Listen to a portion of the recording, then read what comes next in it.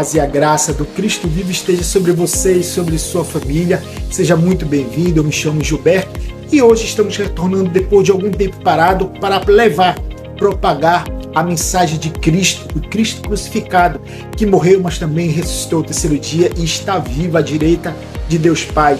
E hoje estaremos falando sobre um assunto muito recorrente na vida de todo ser humano, as tribulações, as aflições. Resumindo tudo, o problema do mal no mundo. Por que tanto mal no mundo? Hoje estaremos meditando no livro de Jó. Quem nunca ouviu falar sobre a frase a paciência de Jó? Como deve ser a atitude de um cristão diante das aflições, dos problemas e das dificuldades da vida. Fique conosco. A minha oração é que essa palavra venha ser bênção, bálsamo para você que está me vendo neste vídeo. Dito isso, vamos para a palavra de hoje.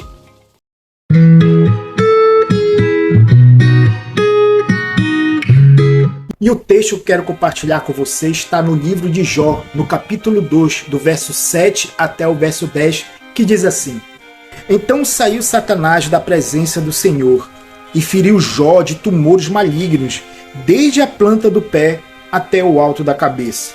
Jó, sentado em cinza, tomou um caco para com ele rapar-se. Então sua mulher lhe disse: Ainda conservas a tua integridade? Amaldiçoa a Deus e morre. Mas ele lhe respondeu: Falas como qualquer doida. Temos recebido o bem de Deus e não receberemos também o mal? Em tudo isso não pecou Jó com seus lábios. A história de Jó é bastante conhecida por milhões de pessoas, tanto cristãos, judeus e até não religiosos. Alguns sustentam que essa história é fictícia, uma lenda, mas todos concordam que a história de Jó trata de um assunto bastante espinhoso na teologia e até mesmo na filosofia, que é o problema do mal no mundo. Há pessoas que resumem esse ensinamento, esse problema do mal da seguinte maneira: por que coisas ruins acontecem com pessoas boas? Particularmente, eu aprendo com Jó a seguinte lição: como deve ser a minha atitude em meio à tribulação?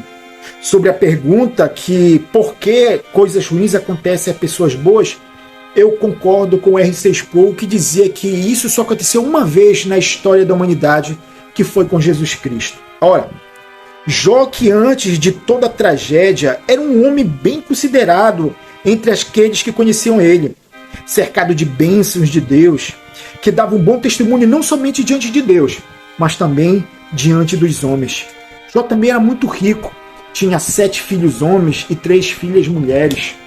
Todos consideravam Jó como um homem abençoado, mas agora, extremamente aflito, profundamente angustiado, não havia mais seus filhos, não havia mais riqueza, tudo desapareceu e o seu corpo era consumido por uma chaga maligna. Quem já leu a história de Jó sabe que tudo isso aconteceu por causa que Satanás foi diante de Deus e disse diante de Deus que Jó só era fiel a ele por causa dos bens que Deus tinha dado a ele. Ou seja, Satanás estava afirmando que Jó era interesseiro, que a partir do momento que Deus tirasse tudo que ele tinha dado a Jó, Jó blasfemaria contra ele. Entretanto, a história foi bastante diferente. Para os seus amigos, ou seja, os amigos de Jó, ele estava recebendo em si a justa punição de Deus por algum pecado cometido. No entanto, chama sua atenção nessa breve meditação para as palavras da mulher de Jó: Ainda conservas a tua integridade? Amaldiçoa Deus e morre. É fato que a mulher de Jó sofria juntamente com ele. Vendo toda a sua desgraça, toda a sua dor, as palavras da mulher de Jó são um eco de uma sociedade a qual tem uma compreensão equivocada de Deus. Para esses, Deus deve sempre abençoar as pessoas boas.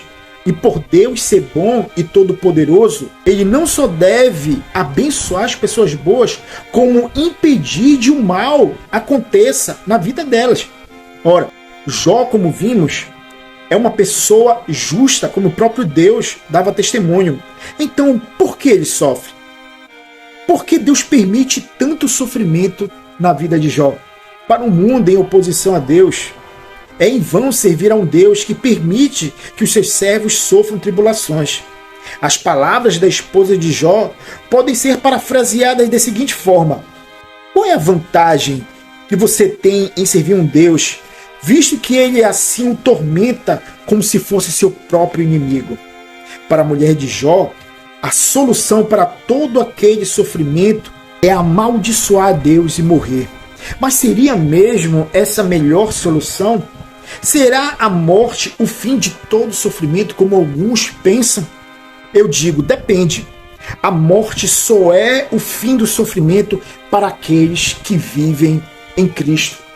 Paulo, lá em Filipenses, diz: o viver é Cristo e o morrer é lucro. Em outras palavras, o fim do sofrimento só são para aqueles que em vida servem a Cristo, que em vida glorificam a Cristo com sua vida. Para esses sim, a morte é lucro, a morte é ganho. Mas para aqueles que em vida não têm Cristo, não buscam viver uma vida em submissão às palavras de Cristo, esses a morte não é a solução. Para estes, a morte é somente uma porta para um sofrimento muito pior e, além disso, um sofrimento eterno. Jó nos ensina que devemos, neste mundo sob maldição, por causa do pecado, estar preparados não somente para receber de Deus coisas boas, mas também o mal.